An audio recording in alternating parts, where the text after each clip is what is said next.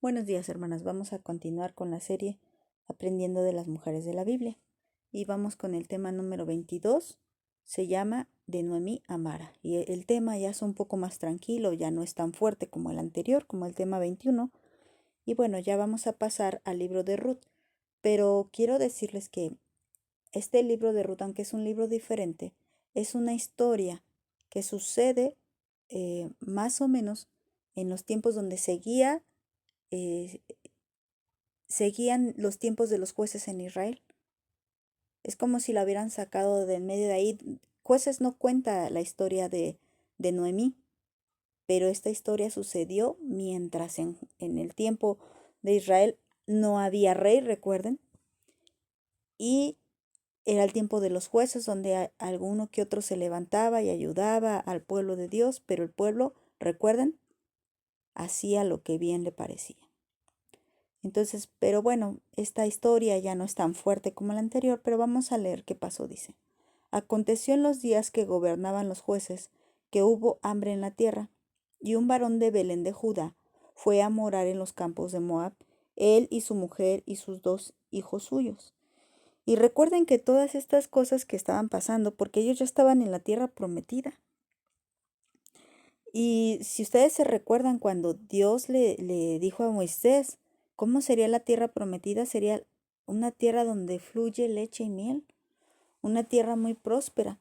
Pero cuando le dijo él que se subieran sobre los 2 montes, ¿no? Y uno de ellos era el monte Gerizim. Este monte era el monte de la maldición, que quería decir que mientras uno del otro lado, del otro monte, leía todas las bendiciones, otro también de otro lado iba a leer todas las maldiciones. Y esto les ocurriría si ellos se apartaban de Dios. Y la historia de jueces es un claro ejemplo. Todo lo que les pasó por haberse apartado de Dios. Y ese solo era el principio, ¿verdad? Porque era una señal de advertencia de parte de nuestro Dios, de que se volvieran a Él, de que voltearan sus rostros a Él, que se humillaran, se arrepintieran, pero no pasaba eso. Y bueno, esa es una introducción pequeña para el libro de Ruth. Y vemos que aquí una consecuencia de ese apartarse de Dios es el hambre, por el cual este hombre, varón de Belén de Judá, este hombre se va junto con su mujer y sus 2 hijos a habitar entre un pueblo moabita, entre un pueblo extranjero, con costumbres paganas. Y vamos a ver qué pasa con ellos. Dice, versículo 2, el nombre de aquel varón era Elimelech, y el de su mujer Noemí, y los nombres de sus hijos eran Malón y Kelión, efrateos de Belén de Judá. Y llegaron pues a los campos de Moab y se quedaron allí. Y murió Elimelech, marido de Noemí, y quedó ella con sus 2 hijos, los cuales tomaron para sí mujeres moabitas. El nombre de una era Orfa y el nombre de la otra Ruth, y habitaron allí unos 10 años. O sea que ellos salieron por hambre, pero al quedarse en los campos de Moab, fíjese, ellos dejaron su territorio. Ellos salieron de ese territorio que Dios les había dado por causa del hambre, pero no salieron solo por poco tiempo, sino que duraron 10 años. Y en esos 10 años pasaron cosas y una de las primeras cosas que pasó es que muere su esposo de Noemí. Entonces ella queda solo con sus 2 hijos y aquí no vemos a Noemí preocupada porque sus 2 hijos se tomaran mujeres del pueblo, sino que como habitaban entre los moabitas, pues estos 2 chicos tomaron para sí mujeres moabitas. Y vamos a ver qué pasó. Versículo 5. Y murieron también los dos, Maalón y Kelión, quedando así la mujer desamparada de sus 2 hijos y de su marido. Cuando Noemí salió de la tierra de Belén de Judá, donde ella estaba morando en aquel entonces, cuando ella sale de esta ciudad, ella nunca se imaginó que en Moab perdería todo. Nunca se imaginó esto.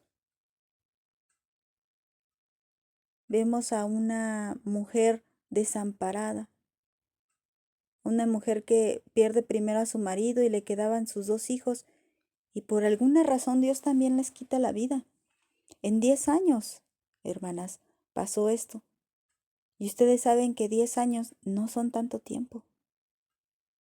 En 10 años ella queda desamparada. Por alguna razón les digo, Dios le quitó la vida a sus hijos, y como vemos aquí, no hay nietos, ¿eh? Veamos el 6. Dice, entonces se levantó con sus nueras y regresó de los campos de Moab, porque oyó en el campo de Moab que Jehová había visitado a su pueblo para darles pan. Fíjense, ya había Dios quitado la hambruna que había en el pueblo de Israel. Y ella se enteró, dijo, pues, ¿qué hago aquí, en un pueblo extranjero? Mejor regreso a casa. Y esto es algo que podemos aprender de Noemí. Y me pongo a pensar, ¿estás fuera de casa? ¿Estás fuera de Dios? Bueno, las circunstancias te han golpeado tanto que te sientes como Noemí, desamparada. ¿Qué cosas has perdido por andar en el mundo? ¿Qué cosas tenías tú que ya no tienes por andar en el mundo? Pues no importa qué tanto hayas perdido. Regresa, porque ¿sabes qué? Entre el pueblo hay pan, y ese pan es la palabra de Dios. Versículo 7. Y salió pues del lugar donde había estado, y con ella sus 2 nueras, y comenzaron a caminar para volverse a la tierra de Judá. Y Noemí dijo a sus 2 nueras, anden, vuelvan cada una a la casa de su madre. Jehová haga con ustedes misericordia como la ha hecho con los muertos y conmigo. Y es impresionante que ella dice esto, ¿no? Dices, ¿cómo que dices que haga misericordia? Y con ellas como la ha hecho contigo. Si se murió tu esposo, tus hijos, y ahora estás desamparada. Pues dentro de todo esto vemos una Noemí que tiene temor de Dios. Y esta fue una virtud de Noemí, que a pesar de las desgracias que ella estaba viviendo, ella sabía que tenía un Dios bondadoso. ¿Y tú, hermana? ¿Tú sabes que Dios es bueno contigo a pesar de lo que te está pasando? ¿Tú sabes que Dios tiene un plan perfecto dentro de lo que te está ocurriendo, que Dios ha dejado, que ha permitido que pase para bien tuyo?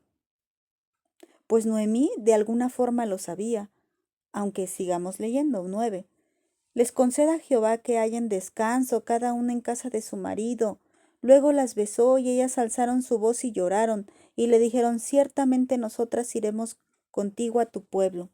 Y Noemí respondió, vuélvanse, hijas mías, ¿para qué han de venir conmigo? ¿Tengo yo más hijos en el vientre que puedan ser sus maridos? Vuelvan, hijas mías, y váyanse, porque yo ya soy vieja para tener marido. Y aunque dijese, esperanza tengo, y esta noche estuviese con marido, y aún diese a luz hijos, ¿han ustedes de esperarlos hasta que fuesen grandes? ¿Han de quedarse sin casar por amor a ellos? No, hijas mías, qué mayor amargura tengo yo que ustedes, pues la mano de Jehová ha salido contra mí. Y vemos este corazón bondadoso de parte de Noemí, y esta relación amorosa que había entre Orfa, Ruth y Noemí. Es extraño porque estamos hablando de mujeres moabitas, pero había una relación muy amorosa entre Noemí, Ruth y Orfa. Tanto que cuando hay que separarse, pues ellas se quedaron también sin hijos. Prácticamente también se quedaron desamparadas porque sus esposos murieron. Pero lejos de pensar, bueno, pues ya, yo todavía soy joven, Noemí porque es vieja, pero yo todavía soy joven y me voy, bueno, de eso hablamos luego. Pero ¿qué hizo Noemí para que la quisieran tanto? Hay que ponernos a pensar, futuramente tal vez seamos suegras, si Dios así lo permite. Hay que ponernos a pensar qué hizo Noemí para que Ruth y Orfa no quisieran dejarla. Que Dios nos dé gracia para ser una suegra como Noemí, Y esta preocupación que tiene Noemí de, de las nueras, como si fueran sus hijas, dice, no, no las puedo traer conmigo porque yo ya soy vieja y no va a haber marido para ustedes. Váyanse y les da esta libertad. ¿Se acuerdan que Judá no se la dio a Tamar? Bueno, pues Noemí sí le da esta libertad a Orfa y a Ruth. Váyanse, son libres, cásense. Y deseo que tengan un marido y ustedes hallen descanso. Vamos a seguir leyendo. 14. Y ellas alzaron otra vez su voz y lloraron.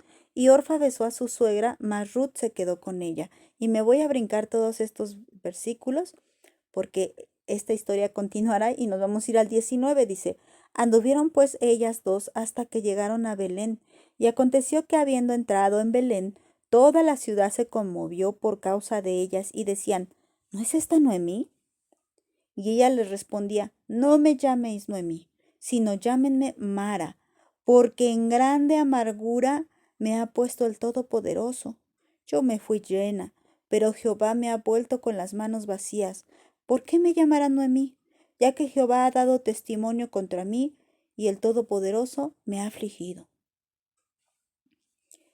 Y bueno, fíjense que la palabra Noemí viene del hebreo Naomi o Naomi también, que significa mi deleite, que quiere decir placer del ánimo o de los sentidos.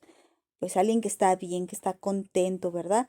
Que siente placer, que está muy alegre. Esto significa el nombre de Noemí. Y ella misma se cambia el nombre a Mara. Y Mara significa amargura.